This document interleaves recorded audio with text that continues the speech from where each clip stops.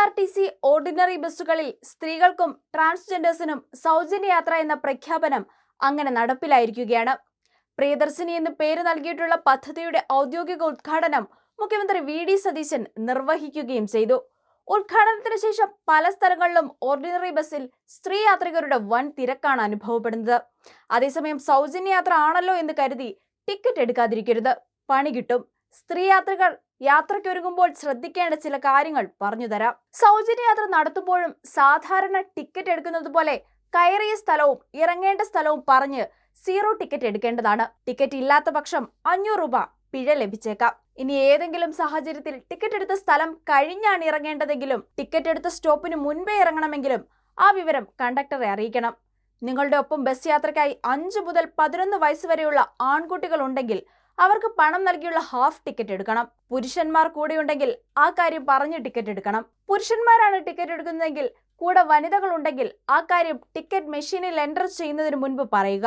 സൗജന്യ യാത്ര നടത്തുന്ന സ്ത്രീകൾക്ക് നിലവിൽ ഓർഡിനറിയിൽ ഉള്ളതുപോലെ 15 കിലോ ലഗേജ് വരെ സൗജന്യമാണ്. സ്ത്രീകൾക്ക് സൗജന്യമുള്ള ഓർഡിനറി ബസ്സുകൾ തിരിച്ചറിയുവാൻ പ്രിയദർശിനി സ്റ്റിക്കർ പതിപ്പിച്ചിട്ടുണ്ടാവും. കേരളത്തിലെ 3125 ബസ്സുകളിലാണ് സൗജന്യ യാത്രാ സൗകര്യം ലഭിക്കുക. ഓർഡിനറി ബസ്സുകളുടെ സബ് ക്ലാസ് ലിസ്റ്റ് കെഎസ്ആർടിസി പുറത്തിറക്കിയിരുന്നു. ഓർഡിനറി വിഭാഗത്തിലെ 7 ക്ലാസുകളിലാണ് സ്ത്രീകൾക്ക് സൗജന്യ യാത്ര ലഭിക്കുക.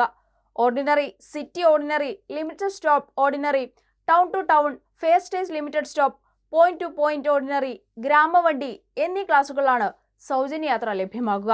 എല്ലാ പ്രായത്തിലുള്ള സ്ത്രീകളും ട്രാൻസ്ജെൻഡേഴ്സുമായിരിക്കും ഇതിന്റെ ഗുണഭോക്താക്കൾ. സൗജന്യ യാത്രയ്ക്കായി സ്ത്രീകൾക്കും ട്രാൻസ്ജെൻഡർ വ്യക്തികൾക്കും തിരിച്ചറിയൽ കാർഡോ രജിസ്ട്രേഷനോ ആവശ്യമില്ല. പ്രായം ഉൾപ്പെടെ മാനദണ്ഡവുമില്ല. എല്ലാ സ്ത്രീകൾക്കും സൗജന്യ യാത്ര അനുവദിച്ചതിനാൽ വിദ്യാർത്ഥികൾക്ക് ഓർഡിനറി കെഎസ്ആർടിസി ബസ്സുകളിൽ ഇനി കൺസെഷൻ ടിക്കറ്റ് ആവശ്യമില്ല. സൗജന്യ യാത്ര അനുവദിക്കുന്ന ബസ്സുകളുടെ മുന്നിലും സൈഡിലുമായി പ്രിയദർശിനി സ്ത്രീ സൗജന്യ യാത്ര എന്ന് എഴുതിയിട്ടുണ്ടാകും. UDFന്റെ തെരഞ്ഞെടുപ്പ് പ്രഖ്യാപനമായിരുന്നു കെഎസ്ആർടിസിയിൽ സ്ത്രീകൾക്കുള്ള സൗജന്യ യാത്ര. തെരഞ്ഞെടുപ്പ് പ്രചാരണത്തിനിടെ ലോക്സഭാ പ്രതിപക്ഷ നേതാവ് രാഹുൽ ഗാന്ധിയായിരുന്നു പ്രഖ്യാപനം നടത്തിയത്. തുടർന്ന് പ്രകടന പത്രികയിലും ഇക്കാര്യം ഉൾപ്പെടുത്തി. അധികാരത്തിലെത്തിയാൽ മെയ് 15 മുതൽ പദ്ധതി നടപ്പിലാക്കുമെന്നായിരുന്നു പറഞ്ഞിരുന്നത്.